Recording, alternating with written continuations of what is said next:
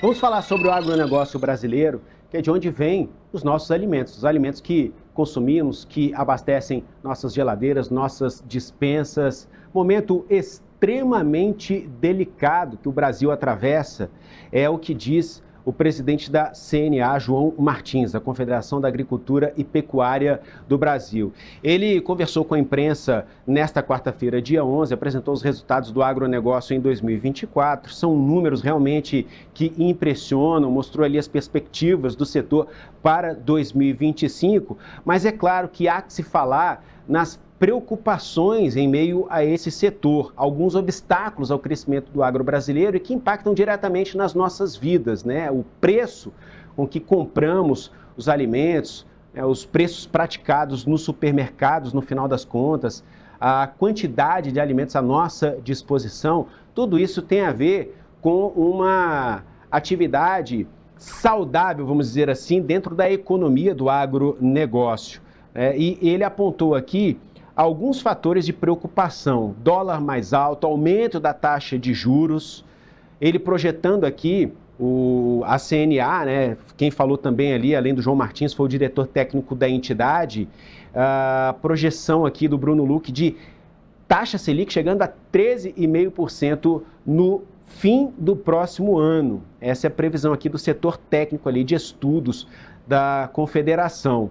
Bom, a gente acompanhou a exposição ali, as apresentações feitas pela CNA e separou alguns trechos aqui para mostrar para você. Um dos pontos levantados pelo João Martins, presidente da CNA, foi essa dependência muito grande de determinados setores do agronegócio brasileiro dos subsídios do Estado, a vontade do governo em ajudar e a dependência disso.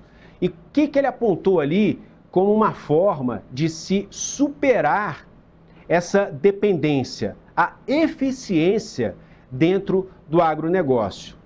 Esse é o grande desafio dentro do agronegócio, da agricultura, da pecuária, né, também. Então a gente tem aqui um trechinho que a gente separou da fala do João Martins para mostrar para você, abordando especificamente esse ponto. Vamos ouvir. A agropecuária brasileira tem mostrado no decorrer desses últimos anos que ela tem procurado se libertar um pouco da necessidade de ajuda entre aspas, que o governo dá. Na verdade, menos de 1/3 do financiamento da nossa safra é proporcionado por recurso do Plano Safra do governo. Agora, o que acontece é que o produtor rural, à medida que os tempos passaram, ele passou a ser altamente profissional. Ele tem se capitalizado, ele vê que essa incerteza econômica do país leva ele a ele ser mais precavido, ele buscar ter sua reserva própria para enfrentar esse momento. Agora, o que eu acho mais importante é que, dia a dia, o produtor rural busca não só a eficiência produtiva, mas, acima de tudo, uma, eu não digo liberdade, mas um pouco independência do que o governo diz que está ajudando no plantio da safra.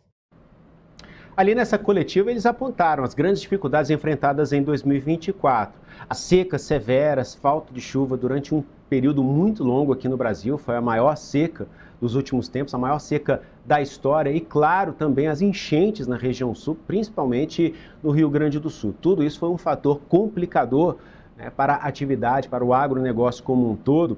E ainda, falando sobre economia, o Bruno Luque, diretor técnico da CNA, ele falou sobre as políticas governamentais adotadas recentemente. Benefícios sociais, segundo ele, são bem-vindos sim, principalmente no primeiro momento. Mas qual é o alerta que ele deixa aqui? O efeito rebote do endividamento do Estado. Ele deixou esse alerta, é exatamente isso o que nós vamos ouvir. Bruno Luque, diretor técnico da CNA.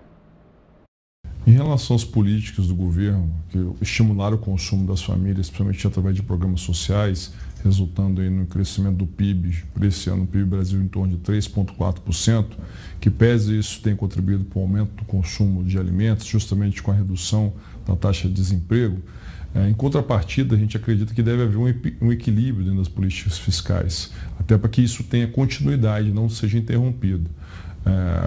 Nesse ano nós observamos que a receita que nós tivemos, a arrecadação que o governo teve, cresceu quase 10%, ao passo que nós vamos ter um resultado econômico que, de acordo com o próprio governo, deveria ser zero, mas houve uma proposta em abril de reajuste, podendo fechar em menos 0,25% do PIB. Nós vamos chegar a 0,7% do PIB, então vai ficar acima, bem acima daquilo que foi previsto. Ou seja, o endividamento do governo vem aumentando e isso dificulta a gente conter inflação, a questão da própria taxa Selic aumenta. Tudo isso provoca um cenário que essa população que foi beneficiada por uma primeira política, ela pode sofrer ainda mais com essas consequências dessa segunda ação. Porque com inflação maior, ela vai corromper o poder de compra, né, que houve esse ano, a gente não vai ter disponível para o próximo ano. Tanto é que a estimativa de PIB Brasil para o próximo ano é ter uma queda aí em torno de 2%. Então a gente acredita que o equilíbrio é o melhor caminho para a gente seguir com crescimento sustentável, de forma que a população siga melhorando renda e consumindo melhores produtos da agropecuária brasileira.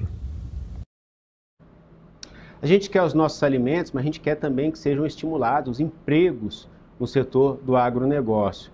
E mais empregos é resultado também de muitas vendas, não só aqui para o mercado interno, mas também para o mercado externo.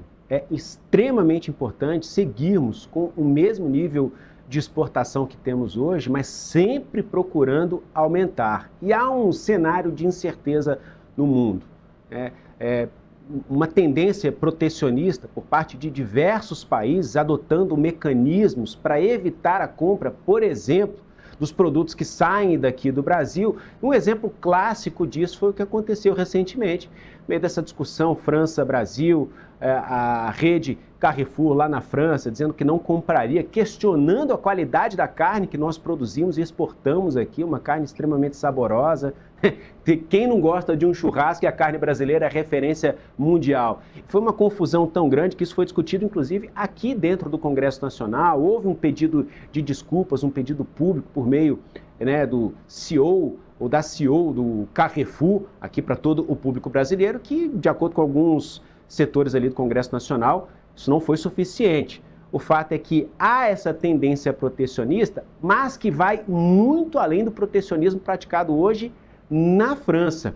É o que explica para a gente a diretora de Relações Internacionais da CNA, Suemi Mori. Vamos ouvir.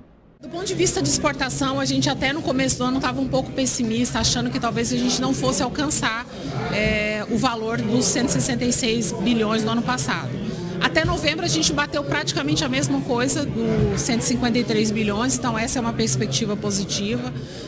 A gente tem um receio com relação às medidas protecionistas que vem aí, o aumento do protecionismo global. A gente acaba falando muito de União Europeia, mas fato é que o acirramento também com a eleição do Trump e tudo isso pode preocupar um pouco mais. O aumento dos fretes causados também pelo conflito no Oriente Médio, isso também influencia o comércio internacional. Então eu acho que a gente tem que estar muito atento no ano que vem.